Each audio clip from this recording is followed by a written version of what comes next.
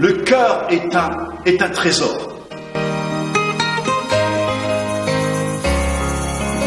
Ça dépend de ce que j'ai vécu, ça dépend de ce qu'on m'a fait avant que je pardonne.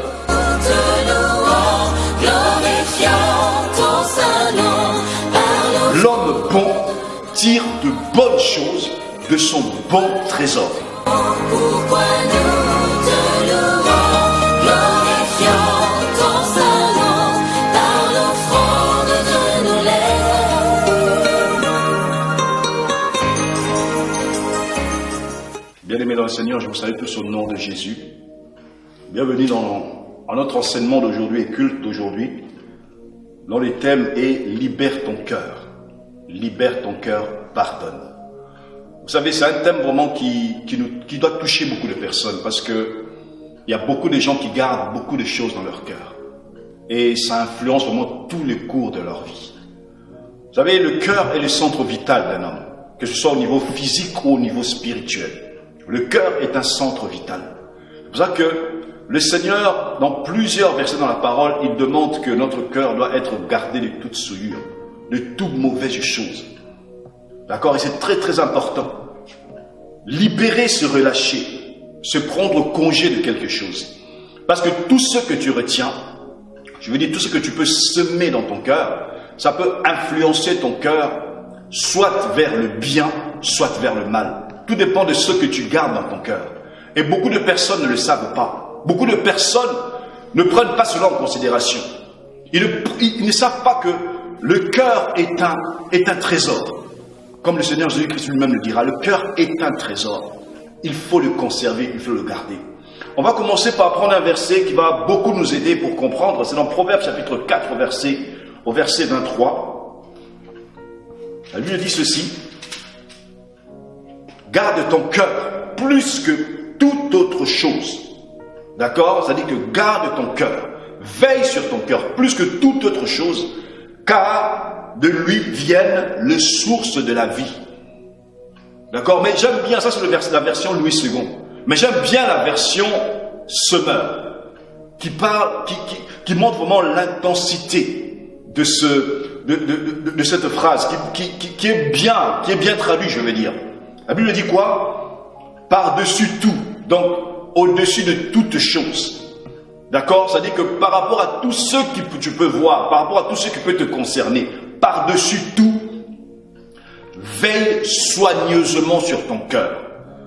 Pourquoi veille soigneusement sur ton cœur? Veiller, c'est quoi? C'est surveiller.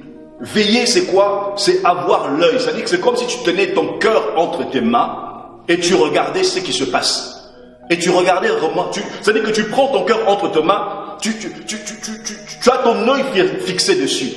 D'accord? C'est ça, surveiller, c'est ça, avoir un œil dessus. C'est-à-dire, c'est tenir sous la garde, se prendre soin. C'est quoi? C'est empêcher toute violation, empêcher que toute chose puisse venir vraiment, je veux dire, violer ton cœur. Donc, c'est-à-dire souiller ton cœur.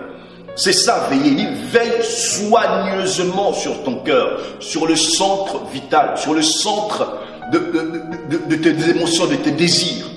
D'accord? Pourquoi? Parce que, car il est à la source de tout ce qui fait ta vie. D'accord? C'est-à-dire que la vie, c'est tout un cours, c'est tout un processus, c'est toute une vie. C'est-à-dire que c'est un modèle. C'est-à-dire que ta vie a un sens. C'est-à-dire que, et ce sens-là dépend de l'état de ton cœur. Ok? C'est-à-dire, est-ce qu'on se comprend? J'espère que vous me comprenez. C'est-à-dire que le cours que prend ta vie, ça dépend de l'état de ton cœur. Je vois beaucoup de personnes qui parlent sur le pardon. Je vois beaucoup de personnes qui parlent sur le sens de pardonner. Je vois beaucoup de personnes qui se disent, oui, il faut pardonner. Et certaines personnes me disent uniquement, ça dépend de ce que j'ai vécu, ça dépend de ce qu'on m'a fait avant que je pardonne. Ça dépend de ce que les autres, ça dépend de ce que j'ai obtenu des autres. D'accord? Ça veut dire que chaque personne trouve son excuse d'une manière ou d'une autre. C'est-à-dire que chaque personne vraiment regarde, se dit non, mais pardonner, c'est pas facile. Alors je vous dis vraiment que prenez ce verset à cœur. Proverbe chapitre 4, verset 23, dit garde ton cœur, veille soigneusement sur ton cœur. Parce que le cours de ta vie, la source de ta vie dépend de l'état de ton cœur. Ok, la source de ta vie, c'est-à-dire que ce que toi tu as dans ton cœur, ce que tu portes dans ton cœur, ça dépend de l'état. La source de ta vie, l'orientation de ta vie, le cours que va prendre ta vie, ça dépendra de l'état de ton cœur, de ce que tu mets dans ton cœur. Ok, c'est-à-dire que prendre réellement, c'est pour ça que j'ai voulu vraiment rentrer en profondeur par rapport à ce verset, par rapport à ce que nous étudions, par rapport à plusieurs versets bien sûr que je veux prendre, pour vous expliquer réellement que pardonner, réellement ça changera l'état de ton cœur et ton cœur prendra une bonne orientation. Parce que beaucoup de personnes, on voit que, on dit, Jésus-Christ dit une chose, il dit que l'homme bon tire de bonnes choses de son bon trésor. Regardez, c'est-à-dire que le trésor, c'est un cœur. Ça c'est dans Matthieu chapitre 12. C'est-à-dire qu'il compare au cœur à un trésor, quelque chose de précieux, quelque chose que sans lequel l'homme ne peut pas vivre. C'est-à-dire que un trésor, c'est quelque chose qu'on protège, c'est quelque chose qu'on prend soin. On ne veut pas que d'autres personnes puissent venir réellement, puissent venir violer ce trésor-là, même l'influencer dans un mauvais sens. Il ne veut pas ça. Il veut réellement que les gens, que tu en prennes soin, que tu veilles vraiment à ce trésor-là. Il dit l'homme bon tire de bonnes choses de son bon trésor. Mais l'homme mauvais tire de mauvaises choses de son mauvais trésor. C'est-à-dire que tout dépend de ce que tu as dans ton trésor. D'accord? Tout dépend. Il dit encore une chose, il dit que c'est de l'abondance du cœur dont la bouche parle. Ça, le verset, on le prendra plus tard. D'accord? Et on va prendre Matthieu chapitre 18 au verset 21. Alors, pour libérer ton cœur, pour que ton cœur soit libre, parce que libérer c'est quoi? C'est un mot grec, c'est névé apoluo, ça veut dire quoi? Ça veut dire relâcher, ça veut dire prendre congé de quelque chose. D'accord? C'est-à-dire que pour pouvoir libérer, parce que tout ce que tu retiens, tu deviens, toi tu penses que tu retiens ça dans ton cœur, parce que le cœur est tellement vaste, c'est un petit membre, un petit organe dans notre corps, mais c'est tellement vaste au niveau spirituel que je dis qu'il y a plusieurs chambres là-dedans. Il y a parfois des personnes vraiment en qui on garde rancune, c'est-à-dire que tu gardes tellement des choses, ils t'ont fait tellement du mal, ils t'ont blessé, mais d'une façon, ils t'ont humilié, ils ont mal parlé sur toi, ils ont peut-être touché à une des choses que toi tu ne voulais pas, mais ça dit que tu as gardé quelque chose, mais d'une façon terrible, mais toi tu penses que tu as gardé, mais c'est toi-même qui t'enferme. C'est-à-dire que ce que toi, tu gardes en toi, c'est ce qui te bloque aussi. C'est pour ça que la Bible nous dit que de garder son cœur, de veiller sur son cœur. Tous les jours qui passent, veille sur ton cœur, que personne ne vienne vraiment toucher à cette intimité-là. Parce que le cœur, c'est quelque chose de précieux. Tu ne peux pas faire entrer n'importe qui ou n'importe quoi dans ton cœur. Non, garde la pureté de ton cœur. Il dit une chose, il dit, là c'est l'apôtre Pierre qui demande. Il demande une chose au Seigneur, il dit quoi? Seigneur, alors Pierre s'approcha de lui et dit, Seigneur, combien de fois pardonnerai-je à mon frère lorsqu'il péchera contre moi? Serait-ce jusqu'à 7 fois? Ça c'est Matthieu chapitre 18 au verset 21. L'apôtre Pierre, il voulait bien pardonner. Un disciple, un élève qui suivait la doctrine de Jésus, et il est venu, il a dit, jusqu'à combien de fois je peux pardonner? Déjà, il dit, est-ce que ce serait jusqu'à 7 fois? Donc 7 fois, c'est déjà trop. Imaginez-vous une personne qui me fait du mal déjà une fois. Les personnes disent que non, à la deuxième fois, il me sentira. Non, mais lui, il va même jusqu'à 7 fois. Croyons que, je m'imagine que dans sa tête, il voulait se dire, bon d'accord, jusqu'à 7 fois, le Seigneur pourrait me dire oui, jusqu'à 7 fois. Ou bien qu'il pourrait descendre. Mais regardez un peu, jusqu'à 7 fois déjà, c'est-à-dire que pour eux, le chiffre 7, c'est aussi, parce que les Juifs, c'était une nation monothéiste, c'est-à-dire que c'est une nation qui connaissait Dieu, qui suivait les enseignements de Dieu, c'est-à-dire que ils connaissaient que le chiffre 7, c'est le chiffre de Dieu, le chiffre de la perfection, d'accord? Et ils savaient qu'il fallait toujours pardonner, mais le Seigneur Jésus-Christ va appuyer encore ce bouton plus loin. D'accord? C'est-à-dire que jusqu'à 7 fois, une personne qui vient déjà te frapper au visage une fois, tu peux dire oui, d'accord, je supporte. Peut-être qu'il a fait exprès. 2 fois. Bon, ça va, ça devient déjà trop, mais il y a des personnes qui réagiraient déjà la première fois, au premier coup déjà que tu reçois. Et certaines personnes réagiraient déjà directement. Voilà. Deuxième fois, il y a d'autres, bon d'accord, troisième fois, quatrième fois, cinq. C'est-à-dire que l'apôtre Pierre, le disciple Pierre, il est venu, il a dit, Seigneur, est-ce que je serai jusqu'à 7 fois? Et je me demande bien la façon de la poser cette question. Il disait que non, Seigneur, oui, c'est vrai que ça dépend de quel mal on nous fait, mais 7 fois, est-ce que ce serait jusqu'à 7 fois, Seigneur? Réponds-nous un peu, enseigne-nous par rapport à cela. Et qu'est-ce que le Seigneur va dire? Il va dire non, écoutez. Le verset 22, Jésus lui dit, je ne te dis pas jusqu'à 7 fois.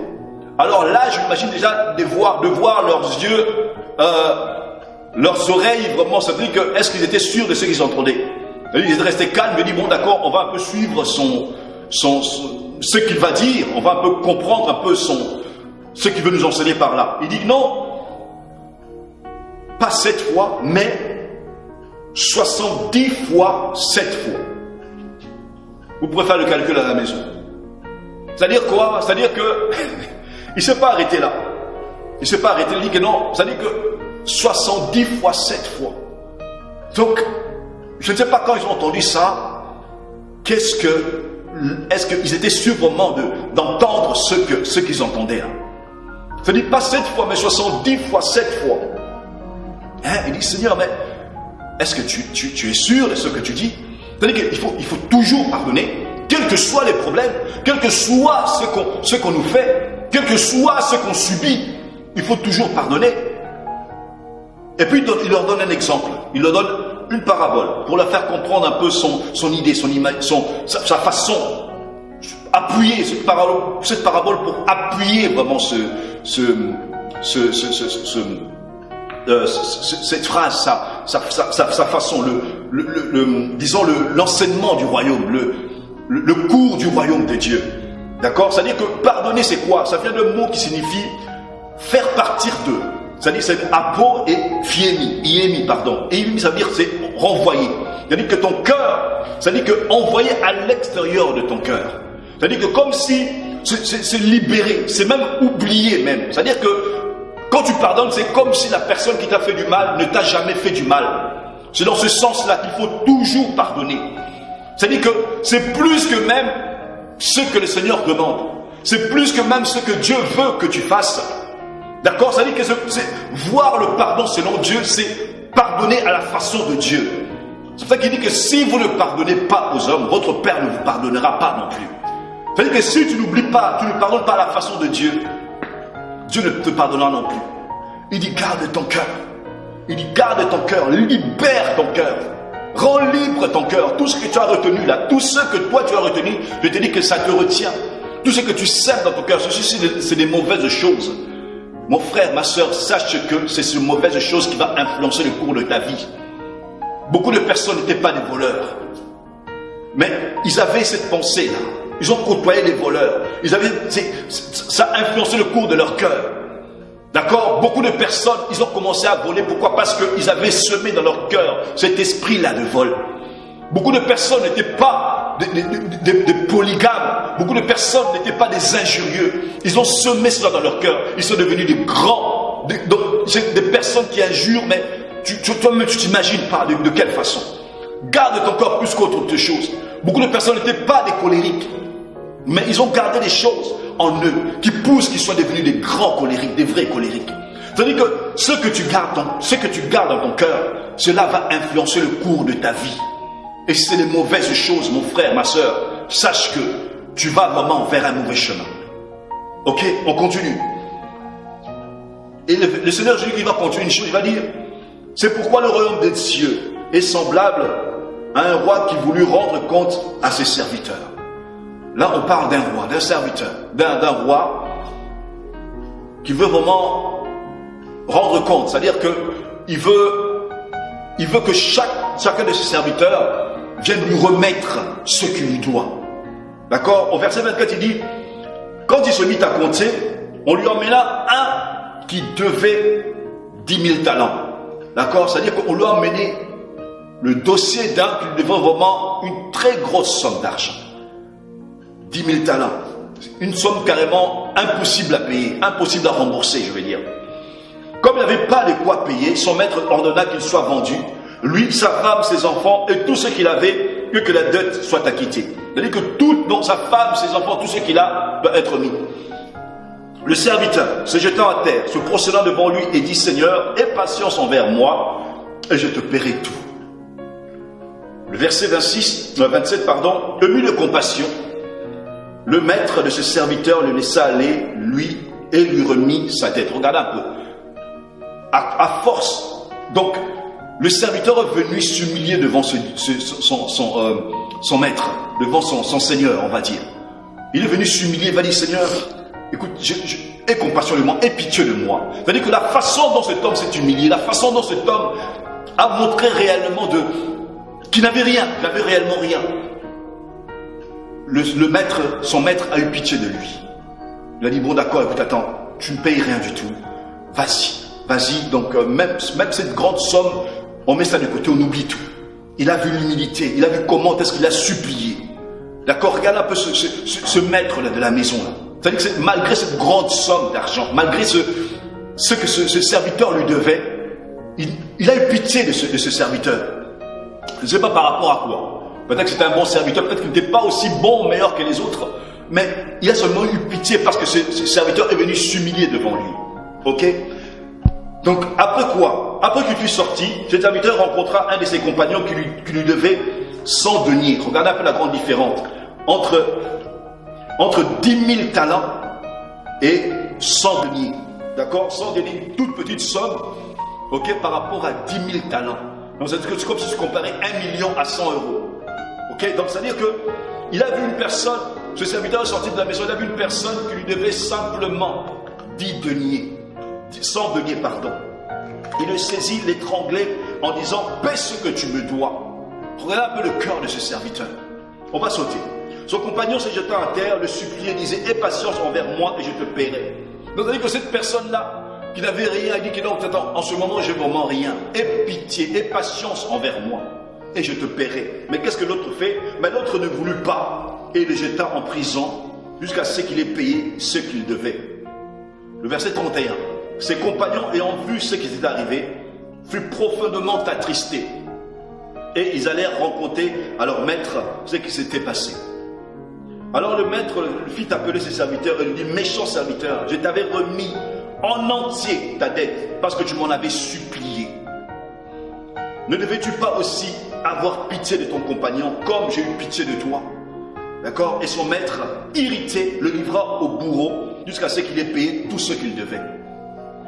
C'est ainsi que mon Père Céleste vous traitera si chacun de vous ne pardonne son frère de tout son cœur.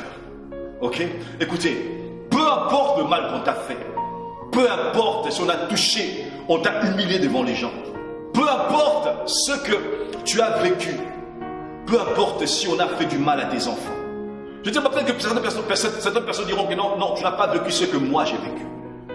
Certaines personnes diront que non, on n'a pas fait du mal à ta mère, ou à ta femme, ou à tes enfants.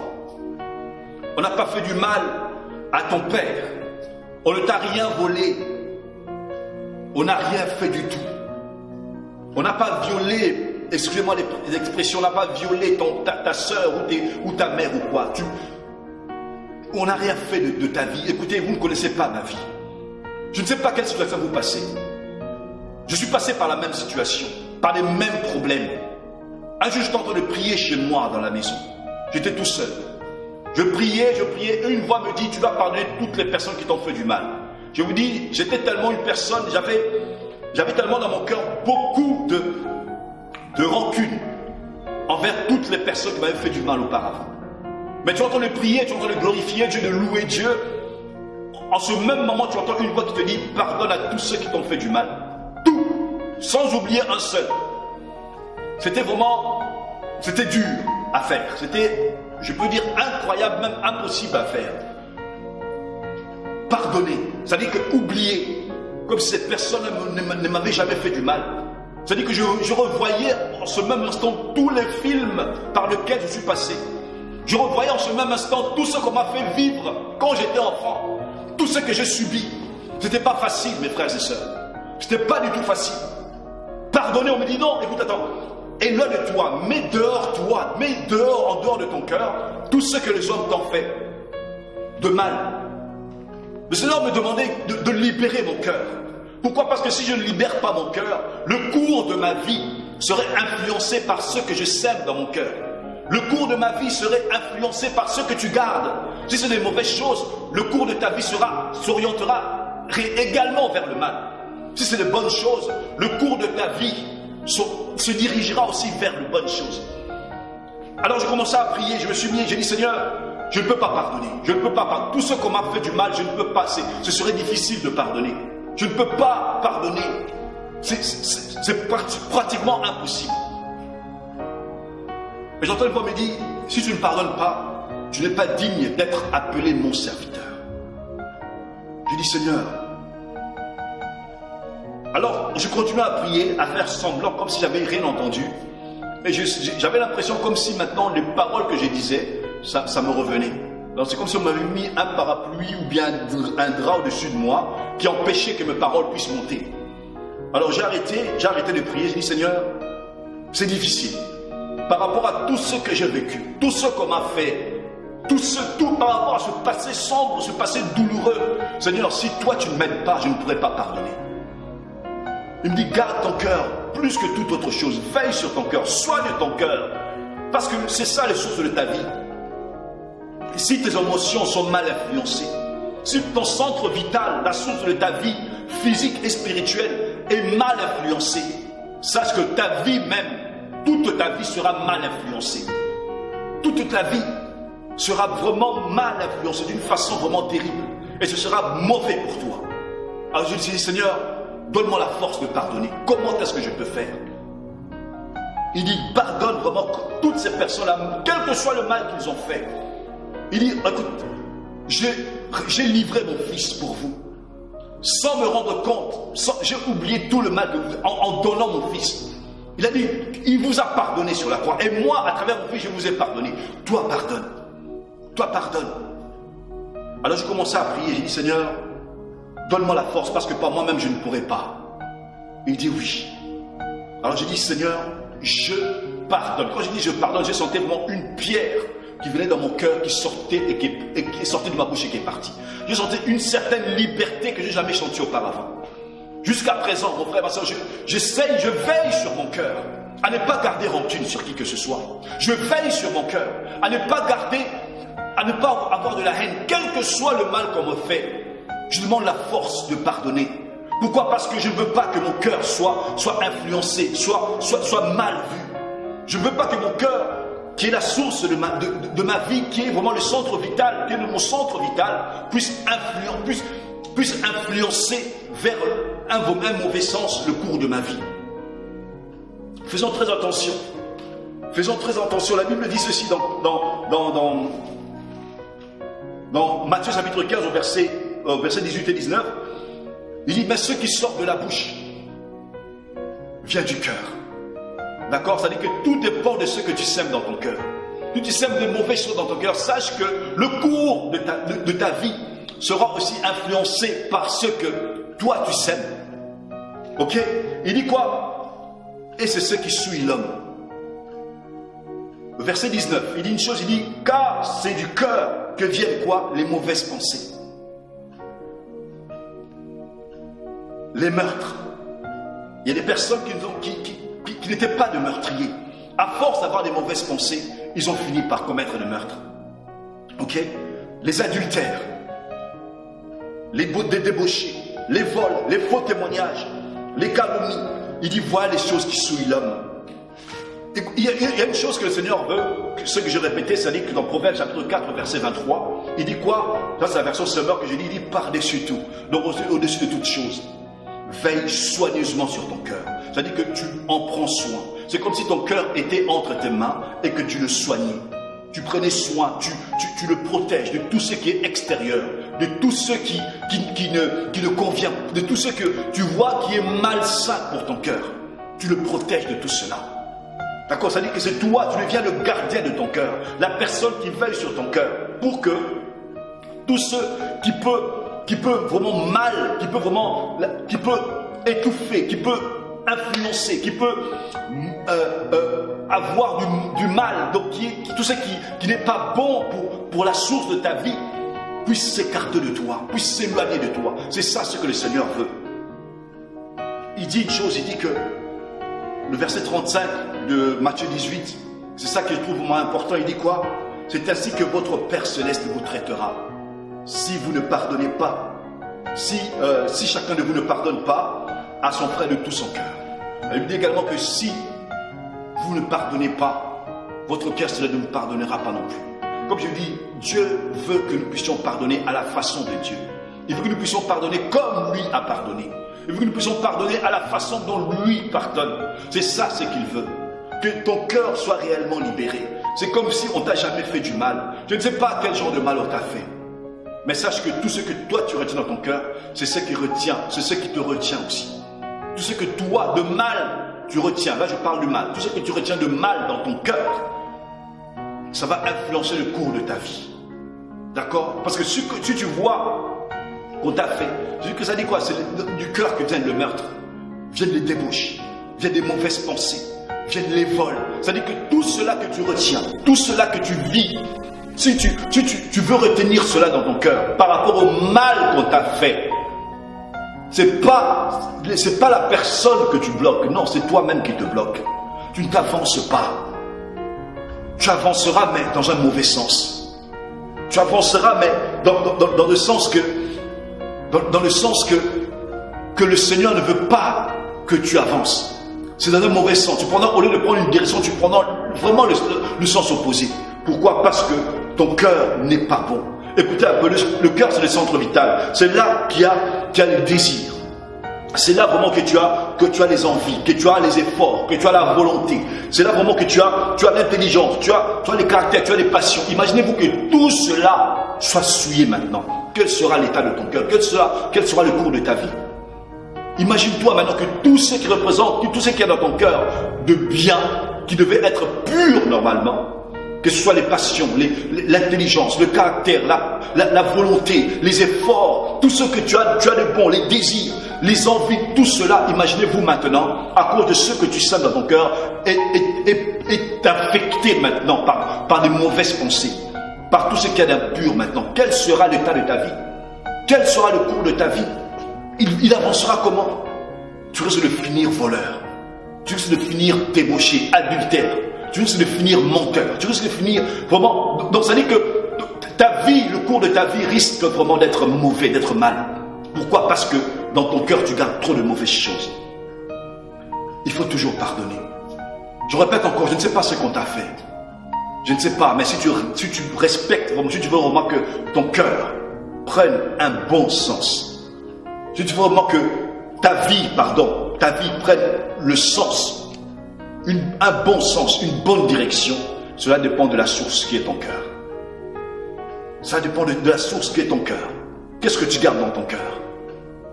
Qu'est-ce que tu gardes? Il y a beaucoup de personnes qui avaient un bon cœur. Mais à cause de tout ce qu'ils ont subi, que ce soit divorce, que ce soit, je ne sais pas quoi, ça a influencé le cours, chômage, ou bien injustice. Ils ont tellement vécu beaucoup de choses, ça a influencé le cours. Ça a étouffé réellement de leur cœur et leur vie en a été affectée. D'accord? Et tu vois vraiment le cours de leur vie en est mal. On peut voir beaucoup dans la vie des petits-enfants. Si les parents sont des fumeurs, beaucoup finissent par devenir fumeurs. Si les parents étaient alcooliques, si les parents étaient des parents agressifs, brutaux, c'est-à-dire que c'est que les enfants voient, ils gardent ça dans leur cœur et ça influence le cours de leur vie. Je veux que le Seigneur dit de garder, de veiller sur son cœur, de veiller soigneusement sur notre cœur. Pourquoi? Car il est la source de tout ce qui fait ta vie, de tout ce qui fait ta vie. Dans ton cœur, c'est ça qui fait le cours de ta vie. C'est-à-dire que tout ce que tu gardes dans ton cœur va déterminer ce que tu viendras, ce que tu deviendras, ce que tu gardes dans ton cœur. D'accord? On le reconnaîtra par ce que tu sèmes dans ton cœur. On reconnaîtra ta vie, le cours de ta vie, la direction de ta vie par ce que tu sèmes dans ton cœur. Si tu sèmes des bonnes choses, les hommes mangeront des bons fruits. Si tu sèmes de mauvaises choses, ce sera difficile pour toi. Ce sera très difficile pour toi d'évoluer, de percer. tu pourras avancer, mais dans le mauvais sens. Alors une chose, c'est toujours dans Matthieu, la Bible dit ceci, dans le chapitre 8, chapitre 5 au verset 8, « Heureux ceux qui ont le cœur pur. » Pourquoi? Car ils verront Dieu. C'est quoi la pureté du cœur? C'est un cœur libéré de tout mauvais désir, un cœur sincère, un cœur véritable, un cœur sans reproche, un cœur qui ne veut pas se mélanger à de mauvaises choses. C'est ça un cœur pur. C'est-à-dire heureux ceux qui ont le cœur pur.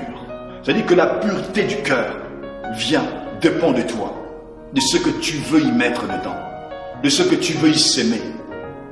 D'accord? Libère ton cœur et pardonne. Je ne sais pas, le pardon libère vraiment. J'ai vécu ça, c'est pour ça que je prêche ça vraiment parce que je suis un témoignage par rapport à ça. Quel que soit le mal qu'on me faisait auparavant, je pouvais garder rancune, mais d'une façon terrible. C'est-à-dire que je gardais rancune, mais moi-même je me regardais, je disais, oui, d'accord, cette personne-là, je la note sur la liste rouge. Un jour, elle paiera. C'est ça ce que je me disais. Et je grandissais avec cette pensée. Je grandissais avec cette haine. Je grandissais vraiment avec... Je disais, tout ce qu'on m'a fait du mal, toutes les personnes qui m'ont fait du mal, donc verront ma face ce jour-là. C'est ça ce que je me disais. Et je grandissais comme ça, avec haine sur haine. Toutes les personnes qui venaient et qui me faisaient du mal, ils étaient sur ma liste rouge. Mais le Seigneur, un jour, m'a visité, m'a dit, non, tu dois pardonner. J'étais tellement engagé à lui, j'étais tellement consacré à lui, je m'étais donné à lui. Je dis, Seigneur, si tu veux vraiment que je pardonne, sans toi, je ne peux pas. Il y a des personnes qui ont besoin réellement de soutien du Saint-Esprit pour que vous puissiez pardonner. Ce n'est pas beaucoup de personnes qui arrivent à pardonner facilement. Quel que soit le mal qu'on t'a fait, quel que soit ce que tu as vécu, quel que soit ce qu'on t'a fait, quelle que soit la dimension du mal qu'on t'a fait, tout ce que tu gardes dans ton cœur va influencer le cours de ta vie. Peut-être que tu te poses des questions, pourquoi est-ce que ça ne marche pas? Regarde l'état de ton cœur. Qui est-ce que tu retiens encore dans ton cœur? Qui est-ce que tu n'as pas encore pardonné sincèrement? Beaucoup de personnes disent, oui, d'accord, je pardonne, mais qui s'éloigne de moi. Oui, c'est ton droit. Tu peux te séparer d'une personne. Ça ne veut pas dire que non, si tu le pardonnes, que non, vous redevenez les meilleurs amis comme auparavant. Non, tu peux pardonner la personne. Mais ne remets plus, La Bible dit que malédiction à celui qui ramène toujours le passé. D'accord? C'est-à-dire que quand tu pardonnes, oublie. Même, certaines personnes disent que non, oui, d'accord, c'est impossible, hein, nous sommes les humains. C'est impossible de pardonner et d'oublier. Mais c'est ce que le Seigneur dit, il veut que tu fasses, ne plus rappeler ce mal-là que tu as vécu. D'accord? C'est à ce moment-là que le Seigneur pourra réellement penser ton cœur. Si c'était une grande blessure, une blessure grave. Ok? Donc allez, faites très attention par rapport à ce que vous gardez dans votre cœur. Faites très attention par rapport à ce que vous semez dans votre cœur. Je dis demande de libérer ton cœur, de pardonner. Pardonne ces personnes-là. Pardonne pour te libérer toi. C'est toi qui as besoin de liberté. C'est toi qui as besoin d'être réellement libre pour que le cours de ta vie soit bien, pour que le cours de ta vie prenne un bon sens. D'accord? Il y a certaines personnes qui disent que non, je travaille, mais je ne vois pas le fruit de ce que je fais, je ne vois pas. Regarde l'état de ton cœur. Combien de personnes tu retiens encore dans ton cœur? Combien de personnes encore qui te bloquent? Parce que ce que toi tu fais, c'est ce qu'on te fait aussi, sans que tu le saches. Tu le bloques, tu dis que non, pour lui vraiment, lui et moi, non, jusqu'à la mort, on ne se pardonnera jamais. Mais écoutez, là tu te bloques jusqu'à ce que tu vas quitter la terre. Tu te bloques jusqu'à ce que tu vas quitter la terre, c'est moi qui te le dis. Arrêtez ce langage-là. Libère-toi. Libère-toi, libère ton cœur. Relâche. C'est ça, libérer. Se relâcher. Prends congé de tout ce qu'on t'a fait du mal. De toutes les personnes qui t'ont fait du mal. Pardonne-les. Renvoie-les à l'extérieur de toi. Relâche-les, qui que ce soit. Tout ce qu'on t'a fait de mal, tout ce que tu as retenu, qui t'a blessé ton cœur, qui a blessé ton honneur, devant lui, que ce soit devant lui, tout ce que tu as vécu de la part de cet homme ou de cette femme ou de qui que ce soit, mon frère, ma soeur, libère ton cœur. Libère ton cœur. La Bible dit que Dieu cherche les gens qui ont le cœur pur. Les gens qui ne retiennent pas le mal. Les gens qui ne retiennent pas, qui ne sont pas les rancuniers.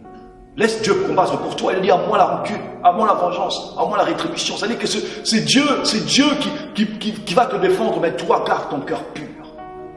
Le Seigneur ne veut pas s'asseoir dans un cœur où il n'a presque pas de place pour s'y mettre. Si il veut vraiment s'asseoir sur le trône de ton cœur, il veut être le chef de ton cœur, mais libère ton cœur.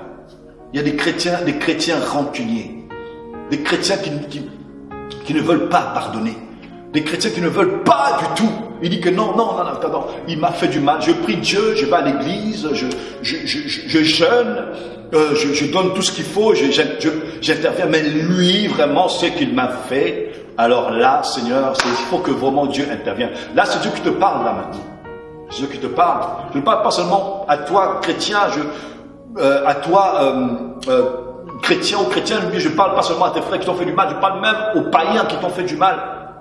Apprends à pardonner.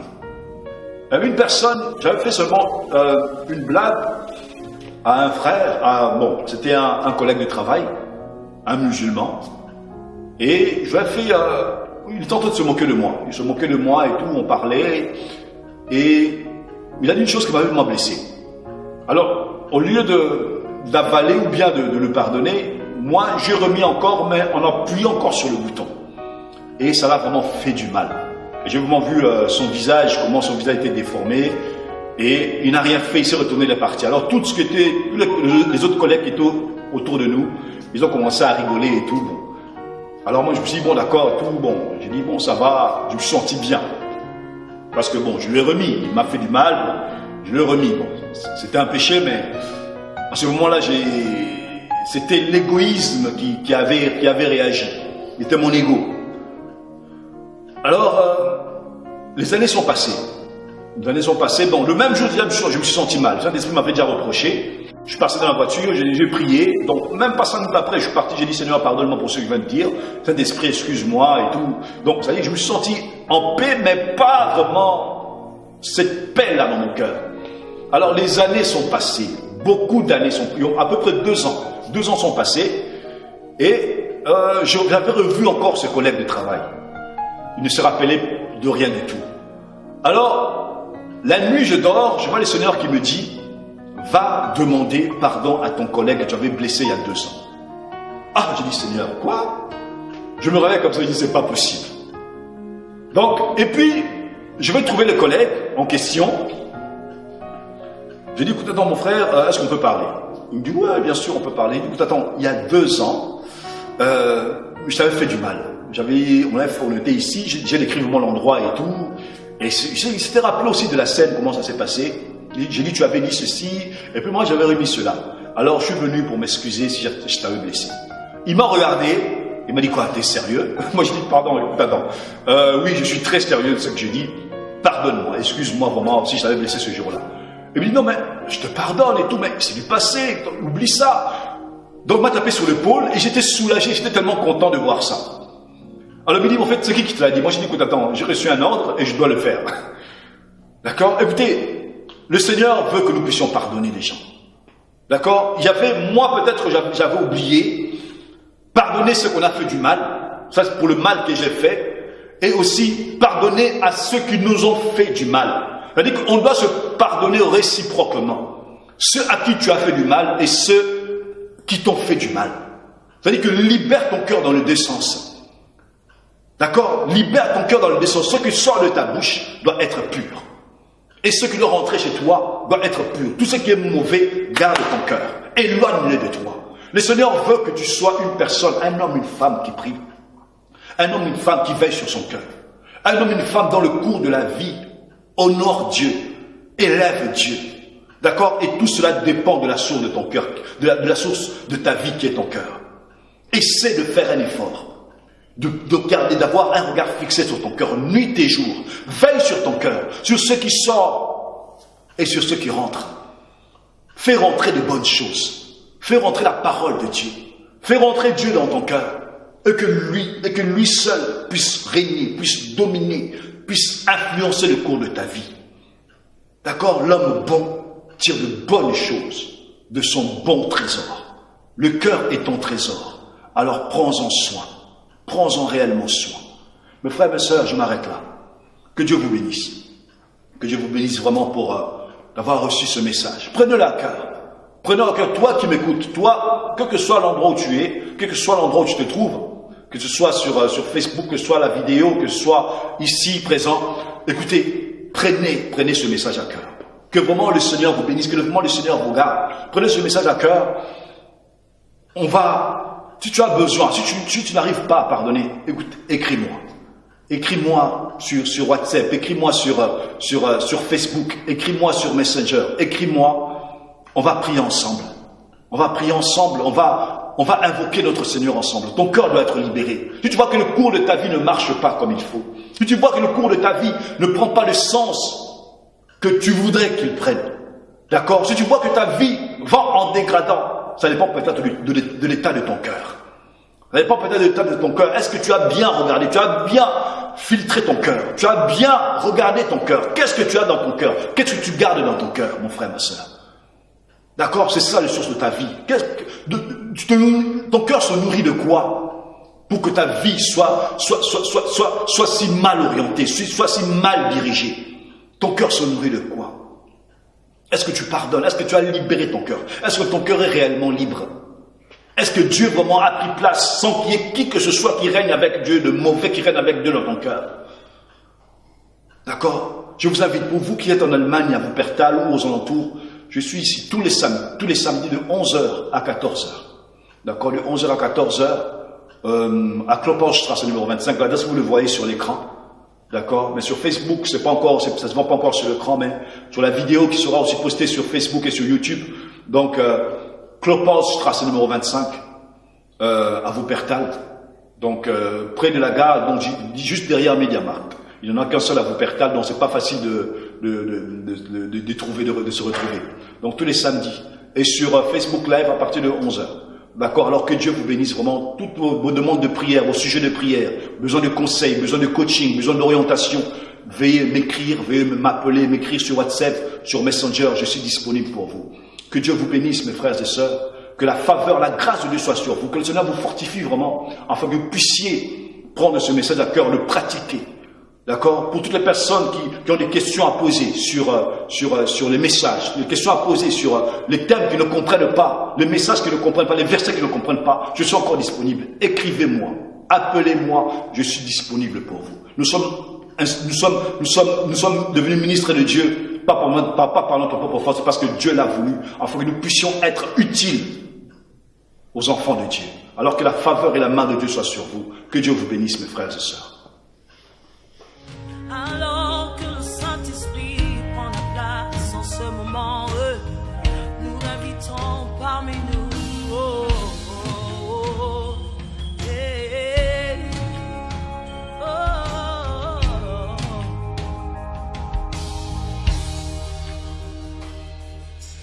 Quand il descend, oui, tout s'arrête, il y a transfert entre ciel et terre. Quand il descend, l'atmosphère change. Il y a transfert entre ciel